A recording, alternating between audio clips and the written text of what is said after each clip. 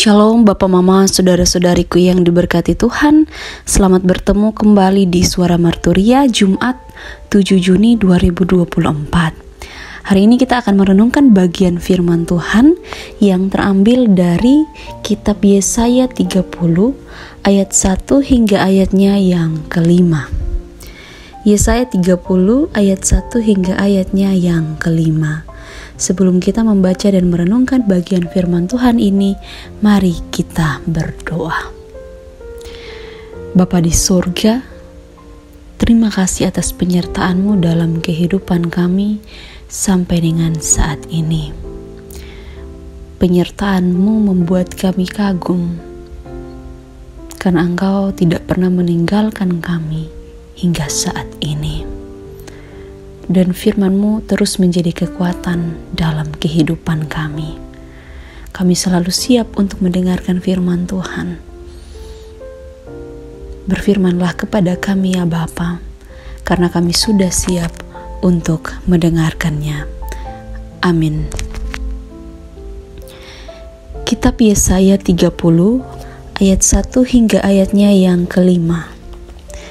Di bawah perikop, bukan Mesir, tetapi Tuhan yang memberi pertolongan. Celakalah anak-anak pemberontak.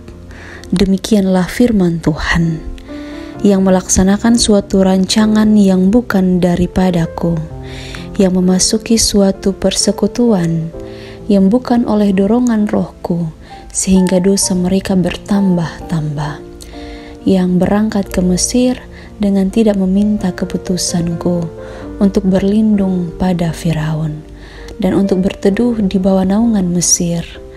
Tetapi perlindungan Firaun akan memalukan kamu, dan perteduhan di bawah naungan Mesir akan menodai kamu. Sebab sekalipun pembesar-pembesar Yerusalem sudah ada di Zoan, dan utusan-utusannya sudah sampai ke Hanes, sekalian ia akan mendapat malu, karena bangsa itu tidak dapat memberi faedah kepada mereka, dan tidak dapat memberi pertolongan atau faedah, melainkan hanya memalukan, bahkan mengaibkan mereka. Demikian jauh pembacaan firman Tuhan, yang dikatakan berbahagia adalah setiap kita yang tidak hanya membaca firman Tuhan, tapi juga mau melakukan firman Tuhan itu dalam kehidupan kita setiap hari. Bapak Mama, saudara-saudariku yang diberkati, tema yang menuntun kita semua pada hari ini adalah, sudah adilkah kita? Sekali lagi, sudah adilkah kita? Dalam hidup ini, kalau soal meminta keadilan, mencari keadilan, itu sangat mudah untuk kita lakukan. Tapi pertanyaannya kepada kita semua adalah, apakah dalam hidup ini kita sudah menjadi orang-orang yang berusaha melakukan keadilan dalam hidup ini? Bukan orang-orang yang lebih cenderung untuk mencari keadilan. Artinya begini, ketika saya tidak melakukan yang adil, tapi saya terus menuntut yang adil. Tapi firman Tuhan kemudian bertanya, apakah kita semua sudah adil? Berdasarkan perenungan kita, teks bacaan kita bisa melihat gambaran tentang bagaimana manusia itu hidup.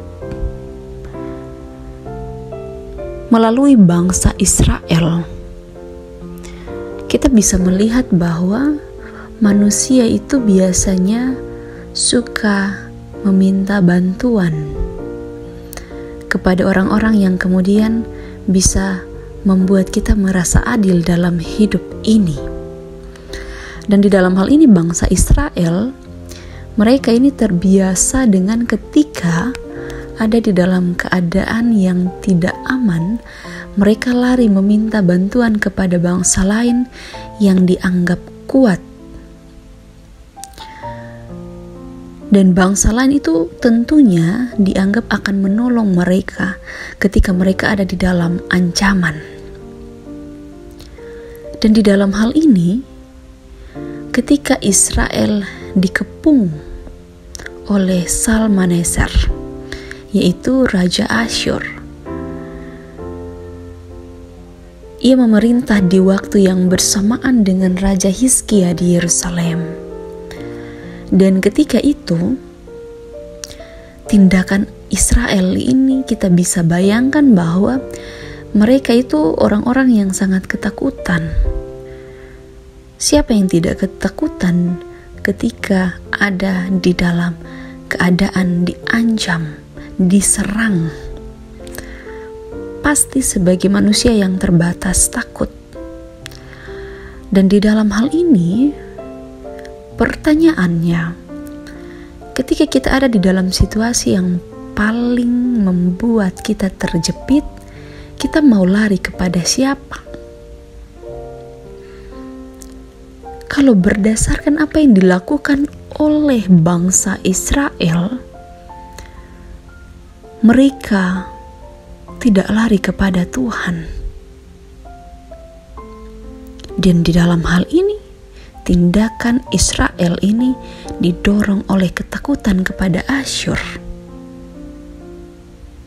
Mereka meminta perlindungan dari So, yaitu dari Raja Mesir. Mereka tidak takut kepada Tuhan.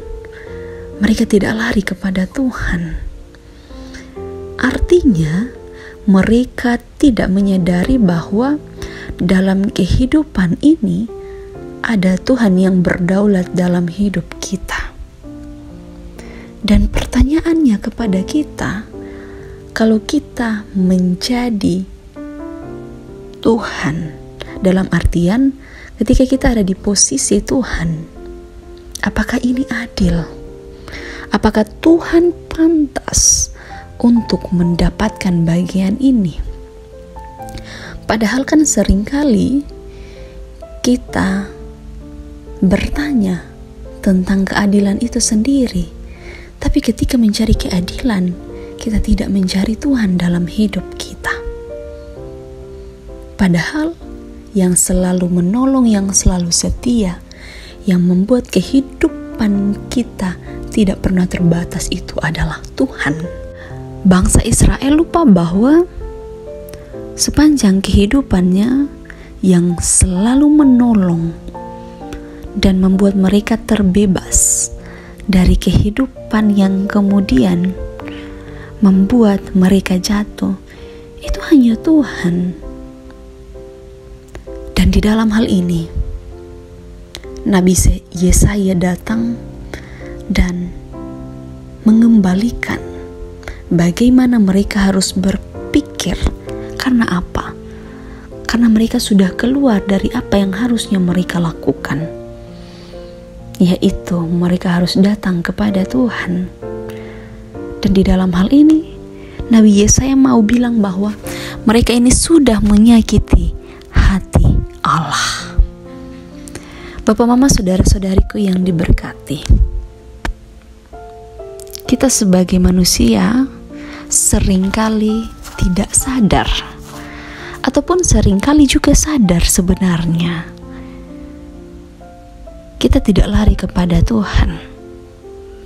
Dan ketika kita tidak lari kepada Tuhan, di situ kita tidak adil dengan Tuhan dalam hidup kita. Apakah ini keadilan? Kita sendiri tidak adil, namun tatkala dalam kehidupan kita, kita sering mencari keadilan dari Allah. Maka dari itu, Bapak, Mama, saudara-saudariku yang diberkati, mari belajar adil. Segala sesuatu yang kita lakukan di dalam rumah tangga, di dalam pekerjaan, di dalam setiap tugas dan pelayanan kita, Allah itu harus menjadi prioritas. supaya keadilan itu dinyatakan bagi semua, bagi sesama kita dan juga bagi Allah. Mari kita merenungkan bagian firman Tuhan ini, supaya kehidupan kita terus menjadi kehidupan yang menjadi berkat di mana saja kita berada. Amin. Mari kita berdoa. Bapa, terima kasih atas firman-Mu yang sudah dinyatakan bagi kami. Biarlah firman Tuhan ini menjadi bagian dari hidup kami. Mari memberkati sehingga Roh Kudus-Mu terus menolong kami untuk kami melakukan firman-Mu. Mari memberkati hidup dan kehidupan kami ya Bapa, dari sekarang sampai selama-lamanya. Amin. Terima kasih telah mendengarkan suara Marturia. Tuhan Yesus memberkati kita semua. Sampai jumpa.